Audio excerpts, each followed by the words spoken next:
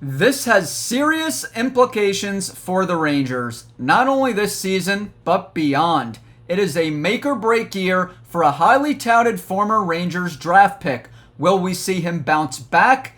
If not, there will be major changes and a shift in philosophy on 7th Avenue. I break it down in just a moment on another sizzling edition of Rangers Digest. Welcome back to Rangers Digest. We are built for blue shirt fandom, and I am your host, Bret Botfeld. It is great to be back with you guys on this sunny Saturday, the 16th of August. I hope you all had a great week and are enjoying your weekend thus far. The days just keep flying by as we are inching closer and closer to the start of the NHL season. I can't wait. We have a lot to get into here today, folks. But before we do that, a quick reminder that about 77% of you who currently watch these videos are still unsubscribed to the channel. So please hit that free subscribe button down below so you can stay up to date with everything New York Rangers. Not only that, guys, so you could be part of something special here at Rangers Digest. Let's waste no more time and hop right into today's video. So today we're going to be talking about Lafrenière. We're going to be talking about Laffy. As you can see here from BlueLineStation.com, they do a fantastic job. Alexis Lafrenière will enter the 2025-26 season with redemption on his mind after a nightmare 2024-25 campaign.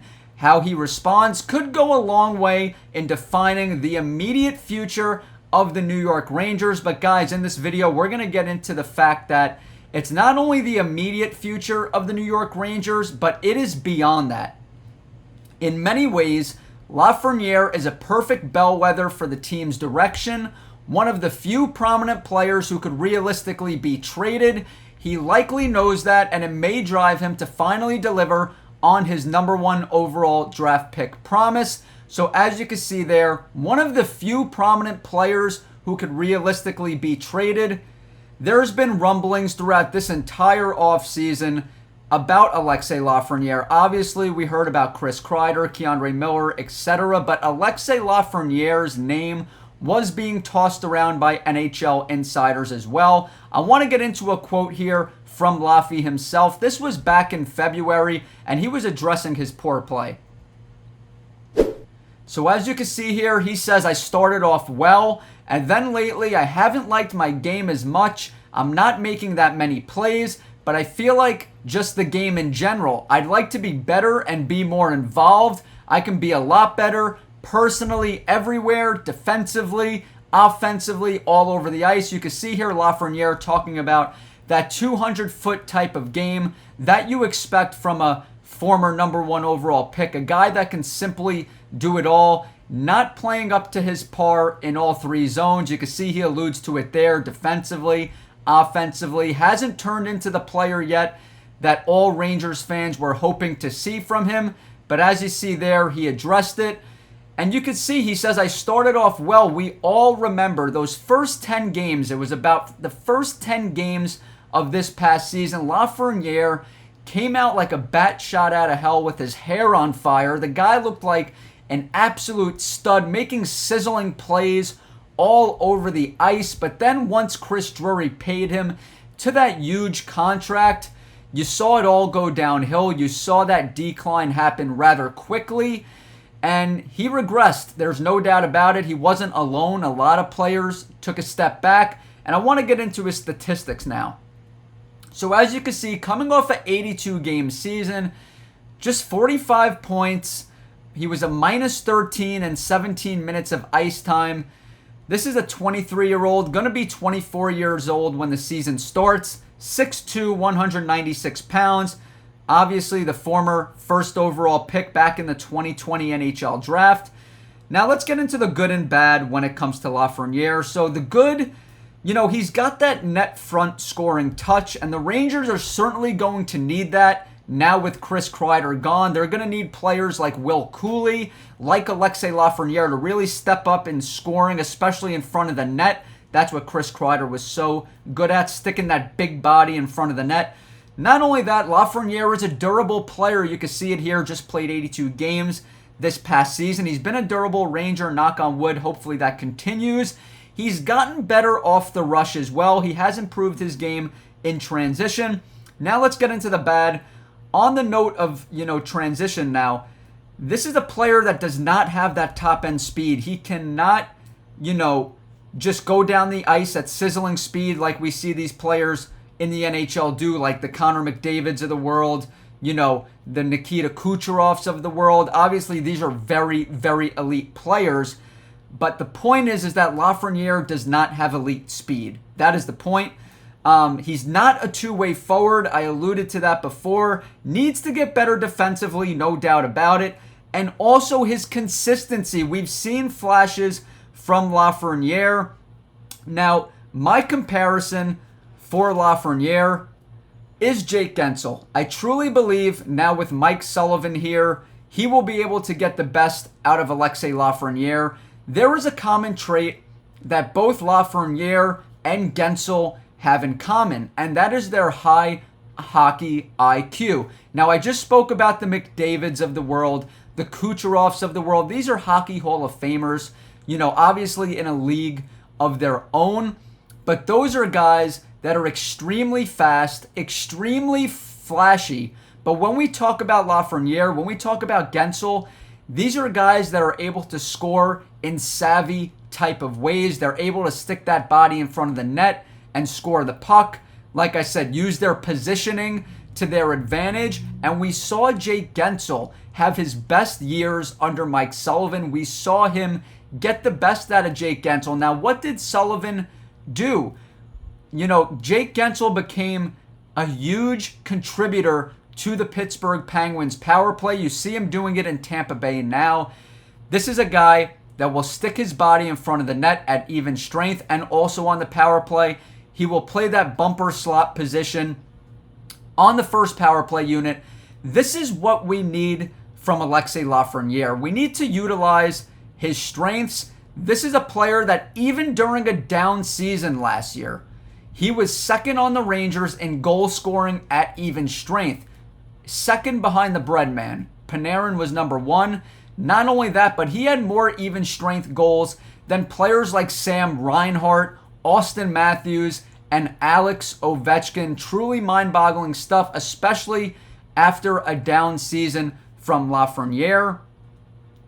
Now, remember, it was just 2 years ago that Lafrenière appeared to be an ascending NHL star, playing on the right side of Artemi Panarin and Vincent Trocheck. Lafrenière set career highs across the board with 28 goals, 29 assists, and 57 total points.